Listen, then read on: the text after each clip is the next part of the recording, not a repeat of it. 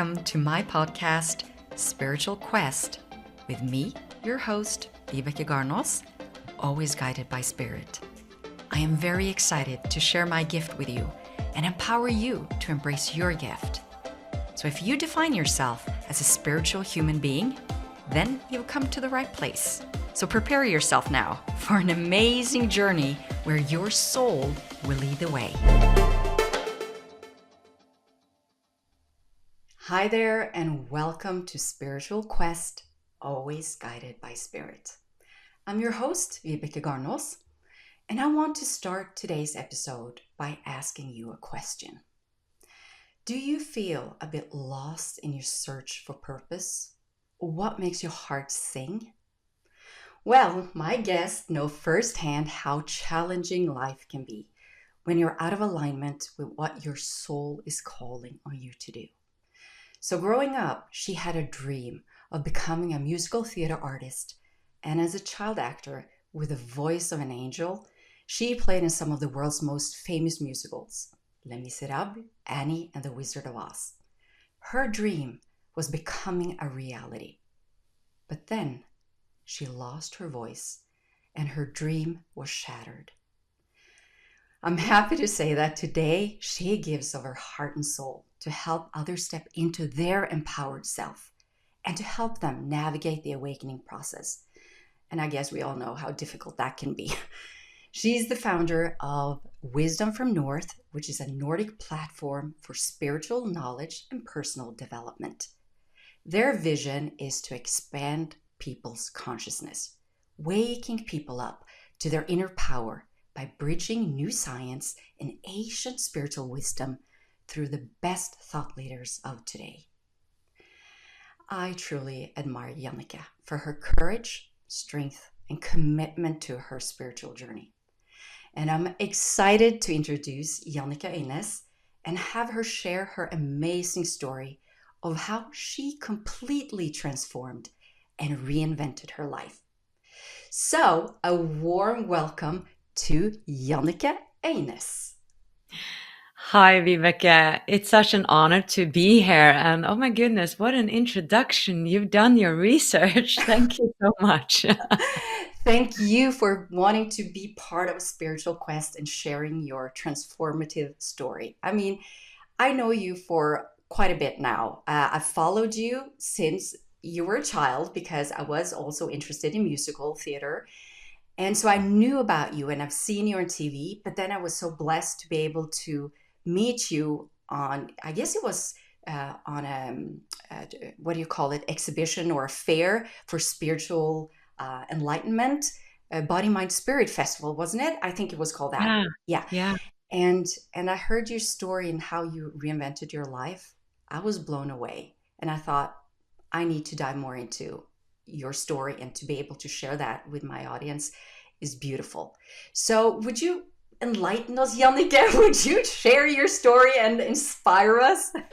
Yeah, of course. To me, I feel like other people have had really dark stories, and what a big transformation. And often we don't see really our own stories until we start to really own it. And I think the latest years I really started owning my story and becoming more compassionate towards myself and seeing that, okay, so I didn't lose a parent or a child or something devastating like that, but I've been in a deep, deep depression. And that is also a darkness that is very heavy. And I remember I interviewed Teal Swan, and she said we should never compare our dramas, because our dramas are just as severe for all of us, for the individual person. And that actually helped me to see that, okay, so I'm allowed to look at my story and feel that, wow, it was quite difficult. And I think I'm saying that because we all have stories, and even though they're different, it is okay to feel that something has been really, really difficult. It's okay to honor your own drama and have compassion towards what we have experienced. And I think that's actually self-love, because I used to think that, well, since I had these great roles, I wasn't allowed to feel sorry for myself. I wasn't allowed to feel that, oh, this has been hurtful, because I received so much in life. So later I've understood a greater picture and another perspective. So we all have traumas, we all have dramas, and they're just as important. So, what happened to me was that ever since I was 7 years old, I got so much. I received so much attention, so many roles in musical theater in Norway that were quite big parts. And I got applause wherever I went. And at that time, we didn't have much social media and stuff like that. So, there was a lot of focus on me as a child star, and I had, blonde hair, and I was like, I couldn't speak properly, so I guess I was kind of cute and all that. So I was a child star, and I think it was hard for me to really be in all these different worlds, like being in the theater world, working with adults, having a responsibility of being on stage every night singing and really performing and being good, and then being a friend at school and playing and being a child with that responsibility back in my mind that, oh, I'm going to perform tonight. And I also always got the premiere night. Even though I was sharing the part with others, it was always me that got the premiere night and was the most, complimented and all that. And I'm not saying that to boast. I'm saying that because that put a lot of pressure on me. And I put it on myself that, oh my goodness, I need to be best at all times.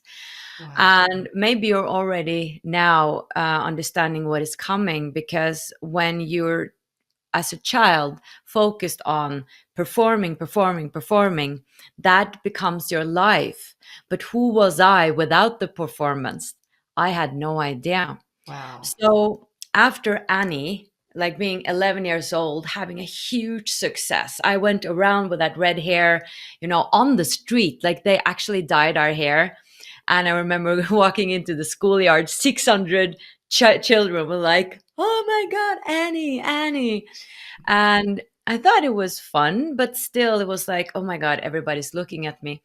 Mhm. So there was so much attention. And then right after that, I went into middle school, and sort of, the applause went a bit away. I didn't get that much attention anymore. Now I was supposed to be sexy and cool and be inside, the gang, and be with the coolest girls and boys. And my singing voice didn't mean that much anymore. And then I started emotional eating. Mhm. So I cultivated eating disorder, like bulimia, and also this other disorder where you like eat a lot and then you diet and then you eat a lot. So I was jumping up and down like a JoJo. Mhm. Um, and so I tried to hide this for people. And as a teenager, you're a teenager or child, you're not really aware of what's going on. You're of your feelings, because if you don't have parents or people around you who are explaining to you that, hey, you might be feeling this right now, or you might be going through that right now. Like, those around me didn't have that awareness of what it's like to be a child star, and then all of a sudden you're going to be a teenager, and yeah, that transition. Then you cope with it yourself. So I started just eating, but then I sort of just hid this, and I went into my uh, adulthood.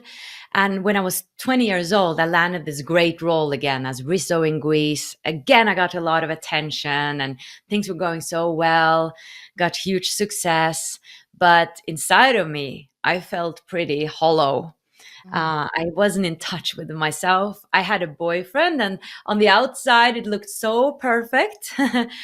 And then I got another part, like the main character in Little Shop of Horrors, like a Oh. huge part, Mm. yeah, on one of the biggest musical theater stages in Oslo. And then I just started getting hoarser and hoarser, and I couldn't hit the high notes. And I went to like a speech therapist and a speech doctor, and he told me that I had nodules on my voice, and that I couldn't sing and couldn't speak for a long, long time.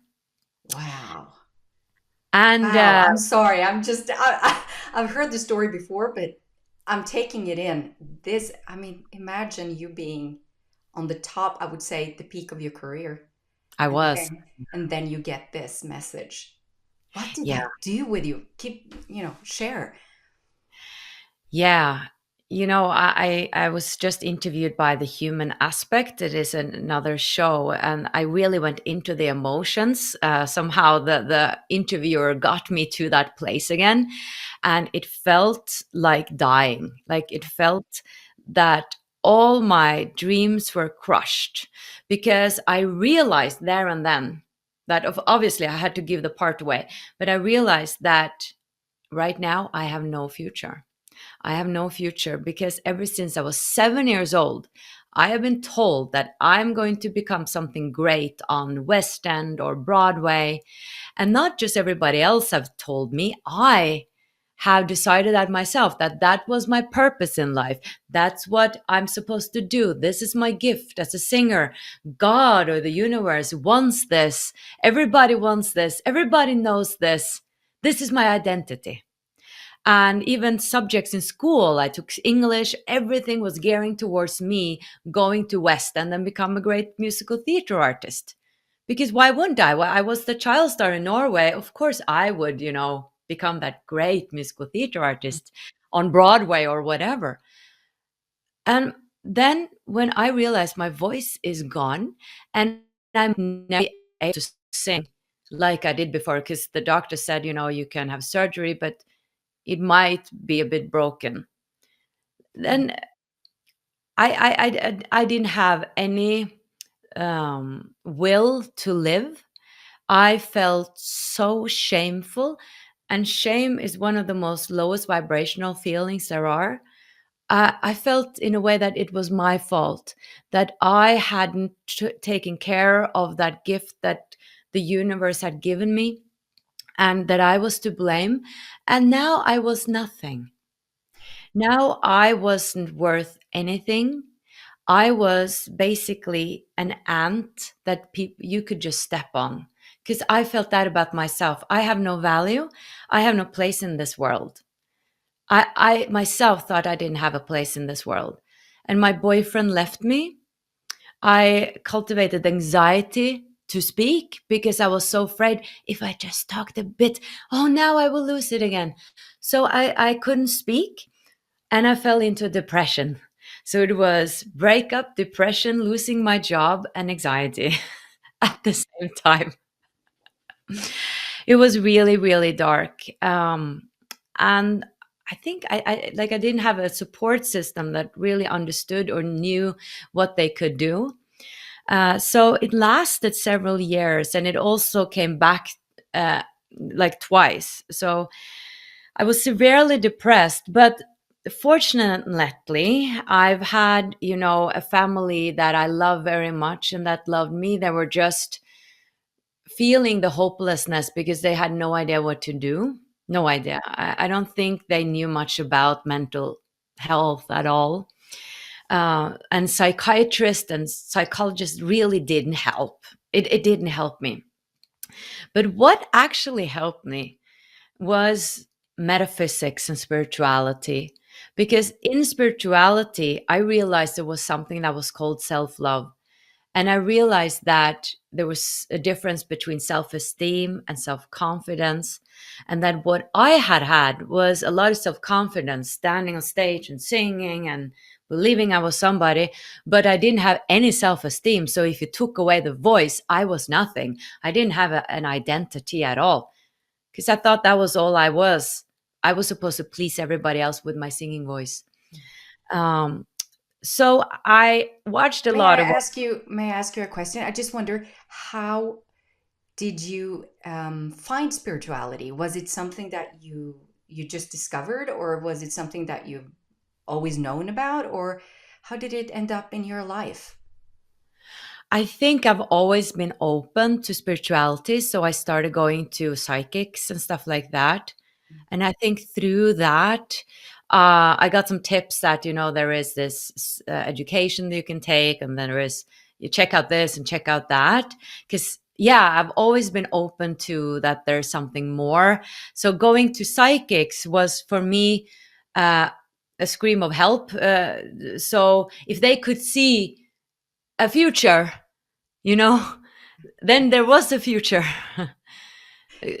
And I don't know if they told me the truth, but they said many beautiful things are going to come to you, and then I I that gave me hope. But obviously, I needed to do the work. Your soul always wants you to do the work, so maybe spirit was, gearing me towards Oprah Winfrey and spiritual teachers who spoke about that you have a power inside. And I remember I was like, me having a power? Like that was so foreign. Like Oprah having a power, you're having a power. I get that. But me, like having a power. But I listened to it and, slowly but surely it started to move me. And I was like, maybe I do have some sort of power.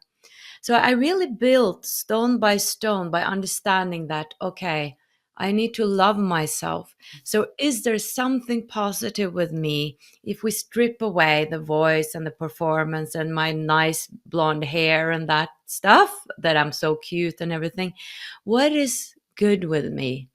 So, I really started there.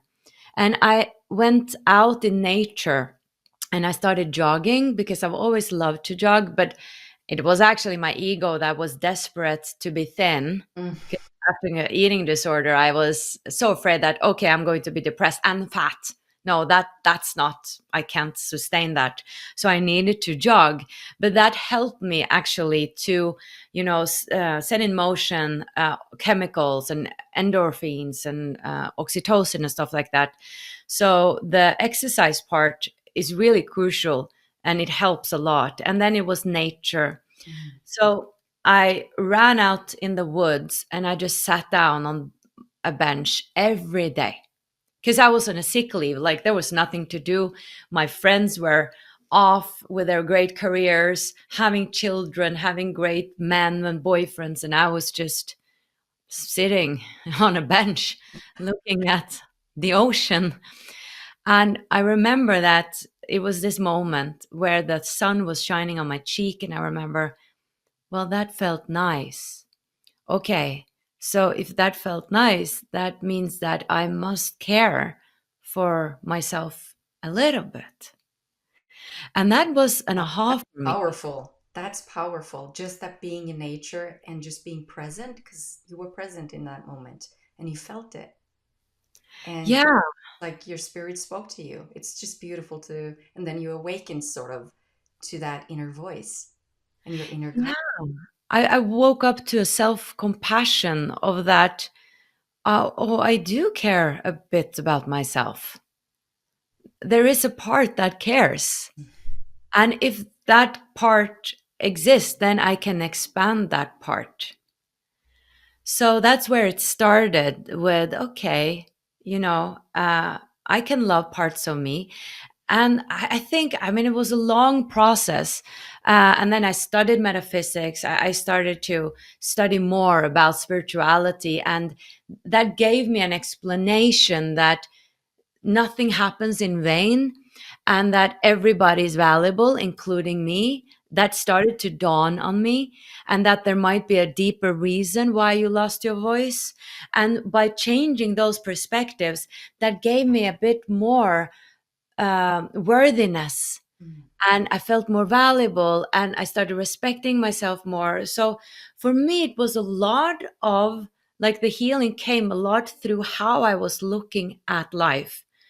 My perspective on life completely changed.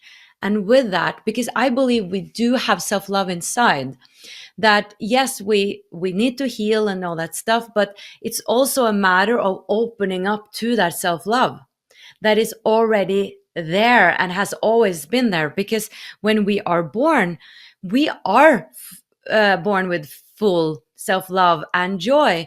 Is really life that has, accumulated a lot of stress and negative thoughts and beliefs about ourselves that are hiding that access. But when we start to access it again, it is there. So I think that's what I started to do. And then after years of this sick leave, depression, things started to move a bit in the right direction. So, would you say that when you were discovering self love and you were following that journey, that that gave you a form of purpose? Where did purpose come in? What gave Yeah, you purpose in that time period of your life? purpose came later. I think I first needed to have that awakening, that spiritual awakening that, hey, it's not about status. It's not about the external things. You got it all the way wrong. It's the other way around. So I needed to have that wisdom and to grow and expand to be in place. And then I was like, okay, so what is my purpose? Am I going to continue with theater or not? And I actually landed a role, like a big role in a soap opera on TV a few years later. And then I remember I also had an aha moment that, okay, so now I'm walking on red carpets. Does that red carpet mean that I'm more valuable? And if I pull that carpet away, I'm not valuable anymore. Like it became so absurd to me and so clear that no, all these things that all these television shows and all the focus on all the celebrities, it's so empty. It's so empty. It doesn't mean anything. And from there, after that show, I was like, okay, so what am I going to do? I feel like I've been in the theater world for a long time. Maybe I'm done with it. Like, I know my voice is not strong enough to really continue. I could continue as an actor, but I don't feel like I'm succeeding in it. Maybe it's not my path.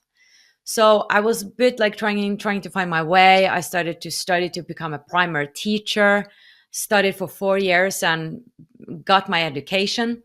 But in the midst of that, I remember that I wasn't inspired to become a primary teacher. It just felt so wrong. And I'm saying this to you watching now. If you feel that the path is wrong, it probably is. But that doesn't mean that you shouldn't, test it out, because I finished my studies and I'm very happy about that. But I felt deep down that I'm not going to become a primary teacher. But I want to finish what I started, but I'm not going to continue. So, May I say something to that? yeah. That's the commitment I admire about you. You commit yourself to something and you fulfill it. And to me, that's very, very inspiring. I think that gives you new insight, new perspectives, and a more clear vision on how you can move forward.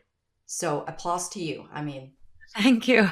Well, I think it was because I've started and stopped and started and stopped a lot of things in my life. So when I started that education, I was like, okay, I'm going to finish it no matter what.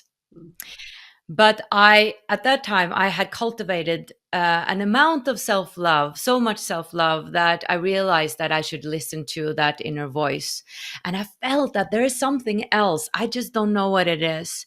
And when my path has been so clear, like with the musical theater, and then I lost my voice, well, then there's got to be something else. Like the universe is brilliant. There is something else. And how that came about is so beautiful and crazy and intelligent. And I'm just so blown away by the universe, because I was sitting at a cafe with my father 1 year after I started to study. And I said to him, I'm not inspired to become a primary teacher.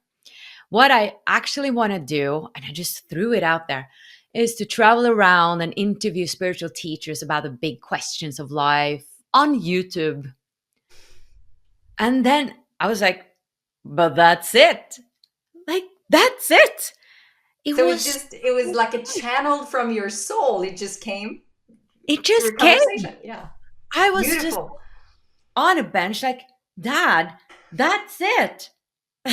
And he was like, what is going on? And I just knew.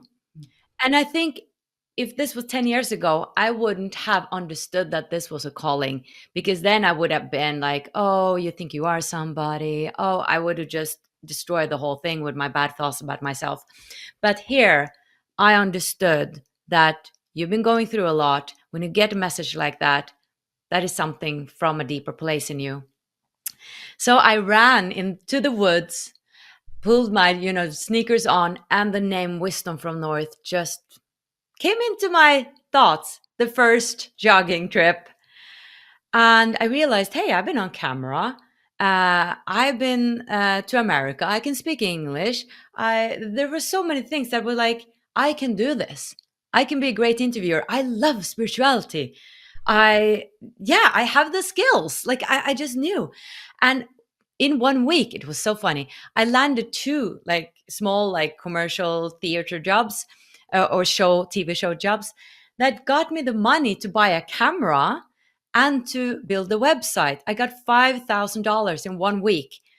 When does that happen? That It's, doesn't I happen to love me. it.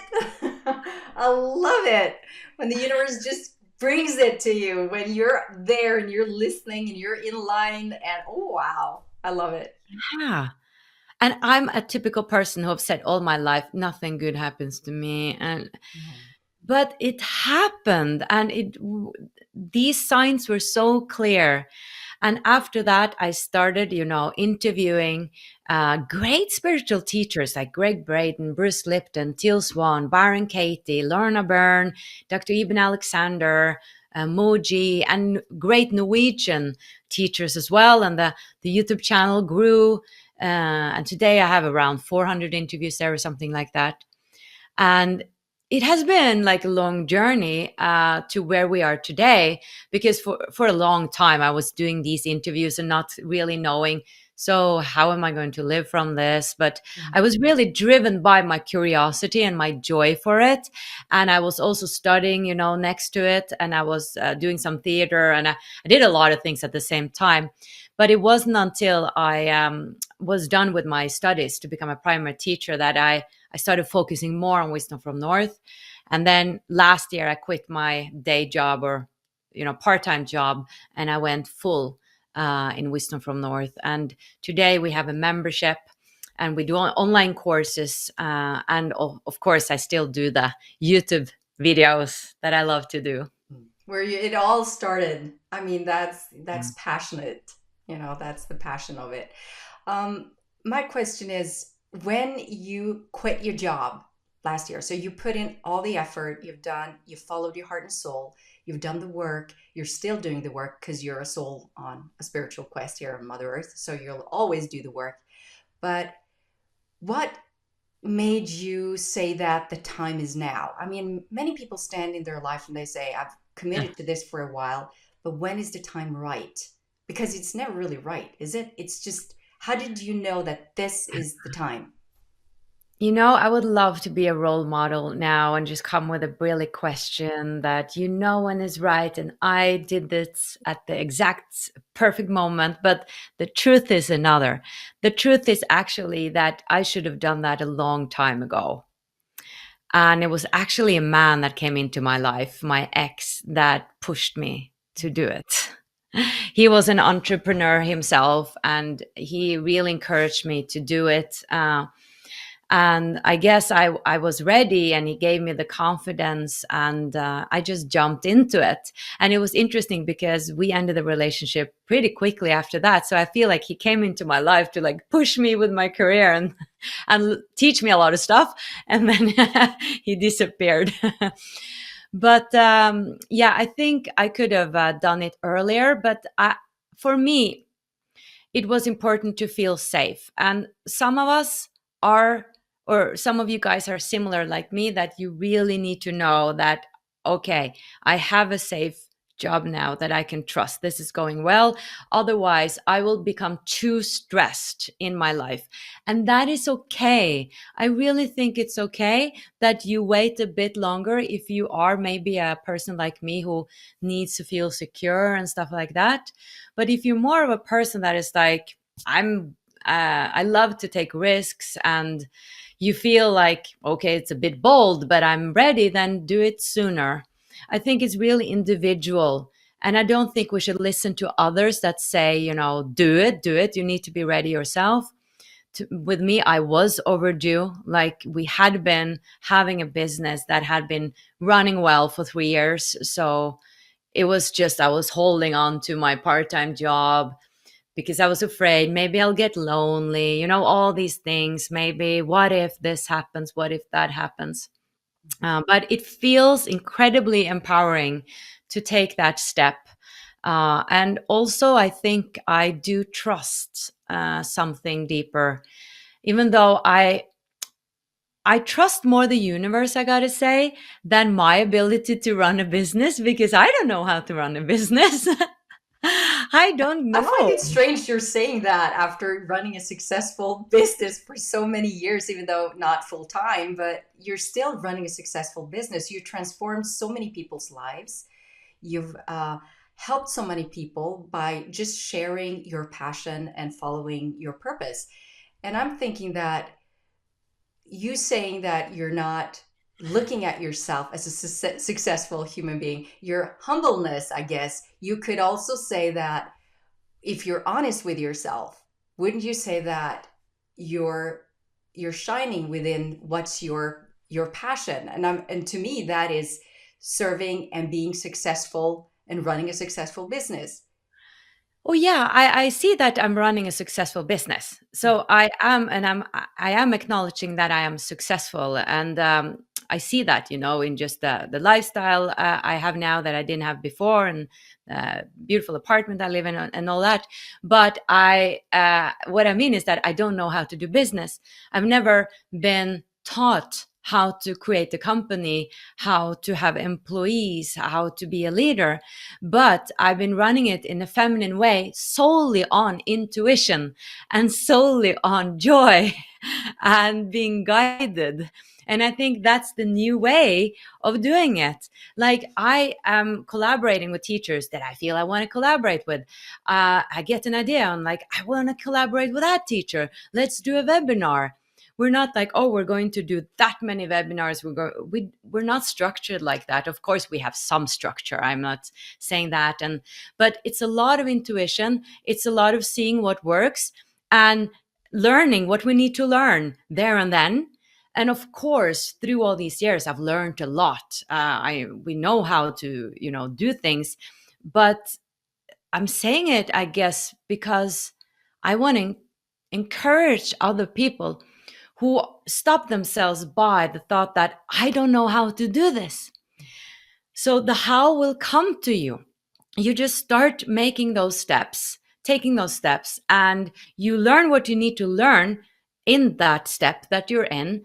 And you're open to guidance and move towards what's joy, what feels joyful, what fulfills you. And spirit and your heart will guide you all the way. I really believe that. That's a very feminine way of working. Of course, it's good with intentions and also some goals, but also be open to be guided, and you'll be guided to what you need to learn as well. So yeah, so that's what I meant with I don't know what I'm doing. Yes, I love that you said that. Learning skill sets, I guess, is part of being on a spiritual journey and exploring and following your heart and soul. You figure out that you need some skill sets to actually manifest what your heart and soul desire. And so we go about to learn these skill sets, just like me. I mean, I didn't know how to do all this video recording, but I wanted to bring Spiritual Quest into a new era, not only uh, audio, but video. So I said, well, I'll learn it. How hard can it be? I mean, as long as you have that passion and drive, you will figure it out. And look at you, you figured it out. And here we are. And we're just continuing listening and tuning and sharing and just being intuitive human beings. And that's, I think, is the future. People, like you said, that's the new way of leading or being a transformational mentor, if you wish. And you asked about purpose, and I didn't get to that. So it is now the latest years that my purpose has become really clear to me. And that is connected to what I was struggling with. So I do webinars about this, and then I talk about that where you have your greatest challenges is where you have your greatest strengths. So I lost my voice in order to find my voice. I lacked self love, and now I'm very passionate about teaching others how they can love themselves, sharing what I did. There are many methods, many things you can do, there are many ways to roam. And I'm sharing a lot of that in my membership and webinars and events. And also, purpose that grows out of often what you have been struggling with, because that is what you know about. You know something about that. You cannot teach something you don't know about. And I know something about purpose as well. So that's why I'm passionate about it, because I finally found my purpose. But a purpose a purpose is not like set in stone. It is something that is it can shape form. It can become, you can have sub purposes. It can change, because when you step into more your purpose, you also step into a higher potential, and a new purpose comes out of that again. But yes, I think there is a blueprint and a purpose for us all. And the thing is that your purpose is out of your comfort zone. It's not in the heavy emotions like shame and guilt and apathy and depression. I needed that in order to move into my purpose, but I can't find it there. I needed to learn a lot of things before I could move into my purpose. So all these challenges led me to my purpose. But your purpose is outside your comfort zone because it is a stretch. And the reason for this, from my perspective, is that your soul wants you to expand, to grow, to become much more than you are already, to realize actually that you are so much more than you think. It's actually not to become something more, because you are big and huge already, but we're not seeing that. We're playing very small, and your soul wants you to step into what you truly are and stop denying your truth. Because most of us are doing or living or expressing ourselves not in full truth. We're not being who we are. We're not expressing our truth. We're not having boundaries. We're letting ourselves be treated poorly, many women especially. Maybe we're in the wrong relationship, in the wrong job, but we don't dare to really ask for a raise or ask, to do something we really love or leave the job. And we're lying to ourselves a lot. And then we're ignoring, and I'm exaggerating a little bit just to make an example. We're ignoring our signs from our bodies that are maybe saying, hey, I'm in the wrong relationship. But the mind is like picking up it very late after the body. Or you get a lot of signs from nature. We can read signs in nature, like the animals we see, numbers we see, or people are constantly saying something to you. You're so good at that. You're so good at that. But you're not taking it in. Like life is speaking to us all the time. And it wants you to wake up. But if we're not waking up and we keep suppressing our truth, then the energy will start to move inwards and start to become destructive. And it can become a depression like I experienced, because I wasn't true at all to myself, right? Not at all. I wasn't home. And it can become like your spouse leaves you, you lose your job, we can become ill even. There's so many people who have fatigue who come to my membership, and I think that's a lot about suppressing truth and who they are. So our soul wants us to wake up, and they knock on the door until we start, whoa, okay, I need to go inside, I need to make some changes. But I don't think we all have to really go into that amount of darkness in order to wake up. That is actually my message, that if you feel right now that you're in the wrong place, there's something that's missing, that's because there is. And your soul is calling for you. And please wake up now before your soul will start to knock harder. And the thing is, when you hold back on your purpose and what you're meant to be doing, and it's not just doing, it's also being. Your purpose is being who you are, telling your truth. You are not doing a service to the world, because you have some unique gifts that you're supposed to come with and help the ascension process, many calls it, or the awakening. If you're holding back on that, we miss that. Like, we need that on the planet. You are supposed to do your part, and I'm supposed to do my part. And that's where we bring, raise awareness on the planet and raise the vibration. But if we're holding back, we're not doing any benefit to the whole. So a purpose is both for to be of service to the planet, because we're all one, and it's also for you to live your highest potential and a higher vibration than you are already. And we can always expand. There's never like a limit to growth. I love that. Not a limit to growth. That's beautiful.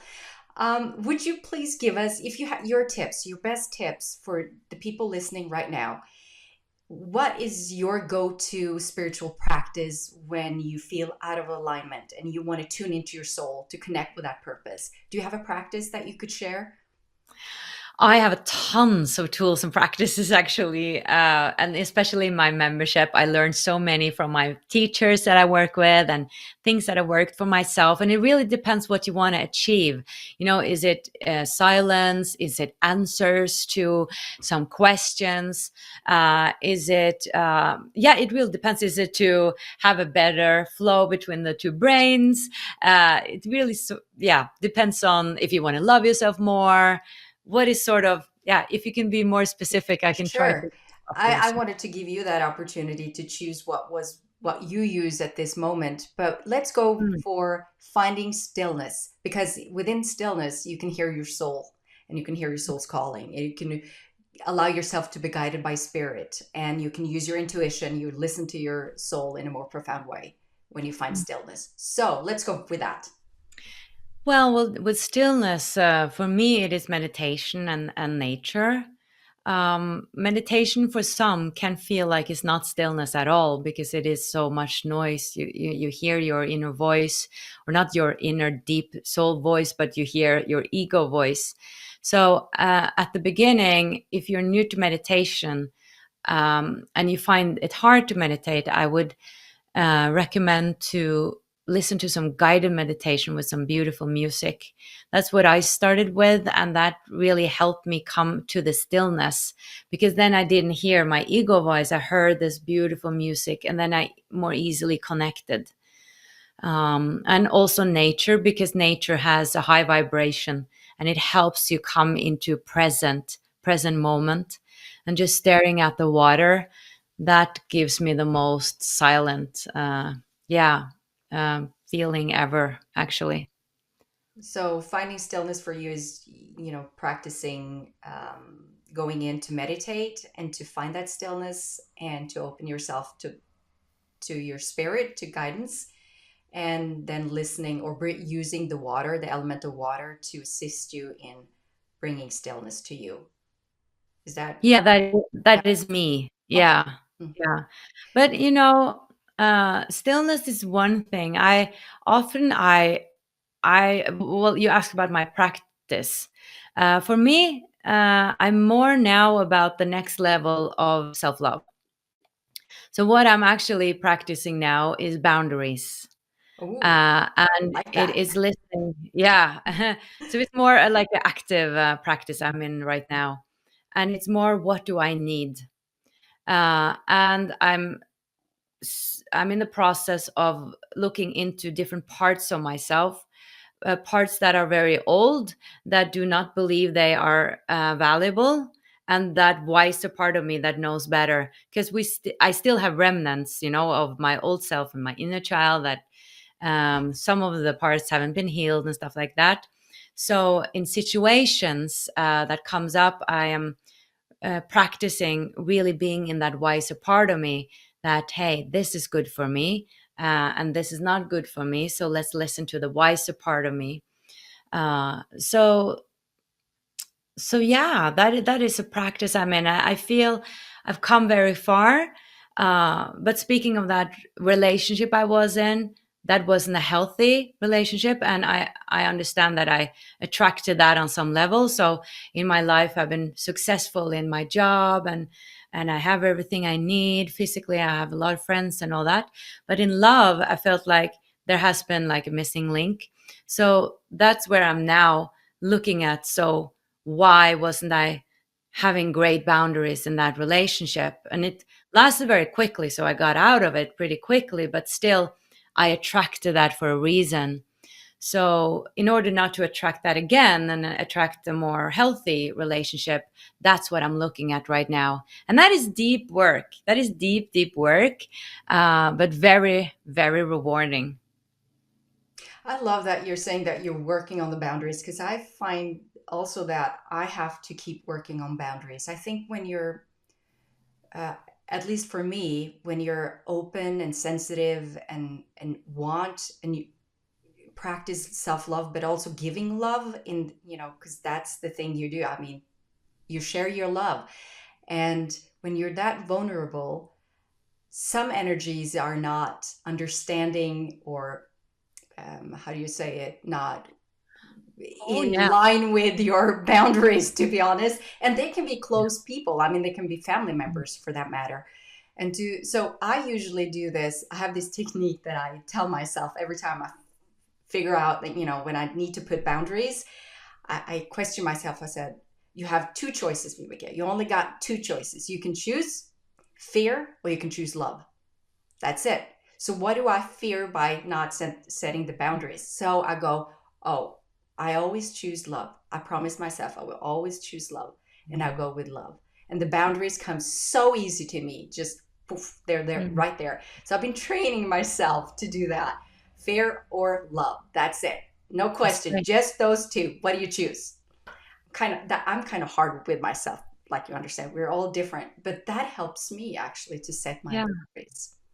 Yeah, and you mentioned something important. It is if you are an empath like we are, and a sensitive and stuff like that, we have a lot of light, and the darkness is drawn towards the light. So they want the light, right? And the light wants to help the darkness, but you can lose yourself in that. Mm. So what I needed to understand was that I can't save him, and I need to take care of me, and I need to value myself more than him, because I will just go be drowned in that darkness if I continue. And that was difficult because I felt like, but everybody can be saved and everybody can be transformed. He was going through a tough time though, but it got so hard that I needed to value myself, and respect myself and leave the relationship, even though I loved him so much, so much. It wasn't healthy for me. And making that right decision for you, even though it's the last thing you want to do and it is the hardest thing to do, it's the right thing to do for yourself, because you are then saying yes to yourself instead of no. So that was a tough lesson for me, to learn, because to me in my mind, when I love somebody, I love them, right? Then I should stay there. But no, that's not love towards me. Mhm. So we always need to choose ourselves.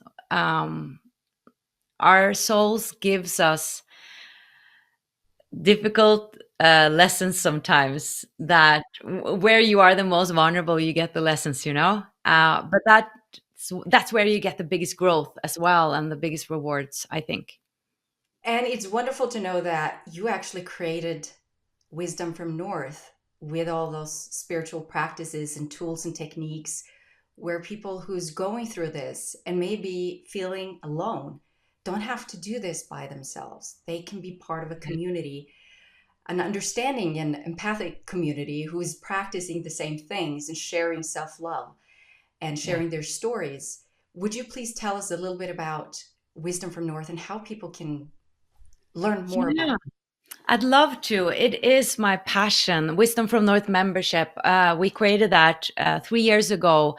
And I realized that, hey, I know so many amazing teachers, but I feel like my interviews is not transforming people's lives. So why don't I invite the best teachers I've found and feel like are the most, beautiful and humble and wise and deep? Why don't I invite them to teach on my platform? And that's what I did. So I gathered a lot of teachers who give master classes to the members within spiritual topics and personal development. So we cover so many topics. You can look at it like a spiritual Netflix. Like you come in there and it's like this goodie bag with so much wisdom and inspiration and tools. Like we have tons of meditations, guided meditations within all sorts of topics, like how to attract love, like great love, how to create more abundance, how to connect with angels, how to connect with your heart, open your heart, forgiveness, so many meditations that you can do on a regular basis. So the thought is that you don't need to go elsewhere to find teaching. You can find it all here on the platform. And also we have a beautiful community of like-minded people from especially Norway and also around the world, and amazing teachers such as yourself, Vibeke. You have a masterclass there. I'm so uh, blessed to have been asked. I love it, and I can vouch for it and say there's some amazing teachers there, and that's inspired me, like you also, Jannecke. So yes, some you should check it out anyway, just to see what amazing. And I think you have some free stuff as well, don't you, Jannecke, that people can listen to and oh, to you mean like on Wisdom from North in general, or? yeah, or that you can on the website where people can get a feel for Yeah, the yeah, energy of it to see if yeah. it's a fit. Yeah, we do. We have tons of free stuff, and we're also we have some Norwegian webinars, and we're also in the process of making an English one. And but yeah, it's we have some teasers, and it's really an opportunity to also just test it out. You know, it's a monthly fee. If it wasn't for you, you can always jump out, and you get access to, I think right now it's 40 plus masterclasses that all of them has a value of at least $100. And so it's so much value in there, and you can jump in just a month if you want and watch a bunch of classes and then leave again. That's really up to you, but I feel like you get the greatest growth if you stay there over a period of time, because growth does take some time. Practice, we need to practice in order to have some growth, right? So in order to have some development. And what's really beautiful is that we have so many different topics, so you can dive into whatever you feel like, or you can follow the master classes that comes every month, because one every month we have one new master class, and then we tend to focus on that class that month. And then we also have Q&A with the teacher, so you can show up and ask directly questions to the teacher. And that is really popular because we have so many questions, right? After seeing a class, or maybe we need help with something we are in the midst of in life, and then having access to wonderful, wise, deep teachers, that is pretty amazing. And that is very popular as well in the membership. So I really think we have created something beautiful and something really unique. And I'm just blown away that we get so many amazing teachers. We just booked, Dr. Sue Morter, who I've been following for years. And all these classes are exclusive as well. So all these amazing teachers from all over the world are making classes for us. Like, for Jannecke, for Wisdom from Northern Norway. That's amazing. That's It's amazing. it's beautiful. I think it's such an inspiring story that when you follow your soul's calling, and that's what I admire about you, Jannecke. You're courageous, you're strong, and you're committed. And you just follow your heart and soul, and you allow the guidance of spirit. And that's when these beautiful things unfold. So I just Ah, want to thank you for sharing. well, Thank you thank so you. much for sharing and being here and sharing your inspiring story with us. I really, truly appreciate it.